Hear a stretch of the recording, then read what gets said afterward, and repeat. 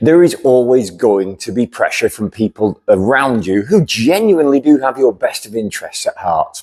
They're going to tell you to do certain things. They are going to try and drive you in a certain direction from their experiences. It happened to me.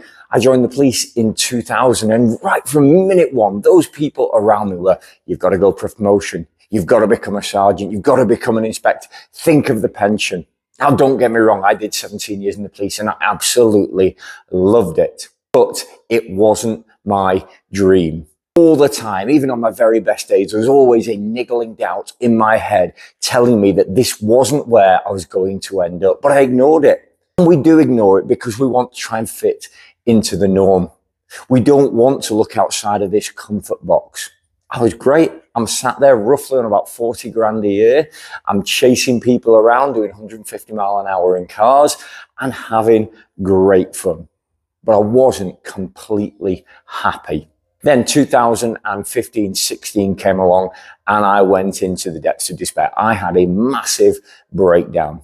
And that was probably what I saw as my biggest ever failure. I didn't see it coming and it completely, totally and utterly destroyed me for a good 2 years. But from the biggest failure of my life has come the greatest thing ever. I've had the freedom. I was forced into making a decision and I got the freedom to open up my gym.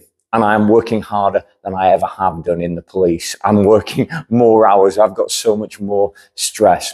But I wouldn't have it any other way because I am truly happy in what I do. So when you are looking at making decisions, what is it that you genuinely want to do? Because if you are being shoehorned into something that you're not entirely convinced of, at some point that bubble is going to burst. At some point you are going to be forced into a decision. You can be honest with yourself right now, and you can use a job that perhaps you're not entirely happy with or something that you're not entirely happy with as a stepping stone, but have a plan. Have a plan for what you're going to do in the future. And God knows, I was 40 years old when I completely turned my life on its head. Yes, I was forced into it with my breakdown. But I'm so glad that happened because my life did a complete 360. I took a massive risk by coming out of the norm, starting a gym up in an area where I knew absolutely nobody, and now it's thriving. So why am I telling you all this? Because I want you to have the confidence to be able to hold your hand up and say, you know what, that path isn't right for me. I know what you're telling me is coming from a really good place, and I really do thank you for it, but that's not right for me. My dream is over there. That's what I want to do. I don't care whether you want to work at McDonald's as your dream, be a bin man, or be an astronaut. You hold on to that dream and you forge a pathway, because life has got a really good way of forcing us away from our dreams. It makes us line up with everybody else. And half the time, it's our parents and people who are closer just wanting us to be safe. Well, I don't want you to be safe. I want you to be happy.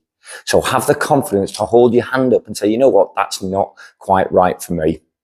It might well stop you from going what I've gone through. It might well stop you from hitting absolute rock bottom before you claw your way out of it.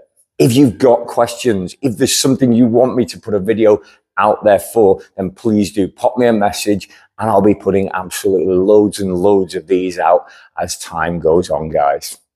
Listen, it would do me a massive favor if right at the end of this video, you click like, pop a comment on and subscribe to the channel, because I'm going to be here for a long time, and the more feedback you give me, the better this channel is going to get.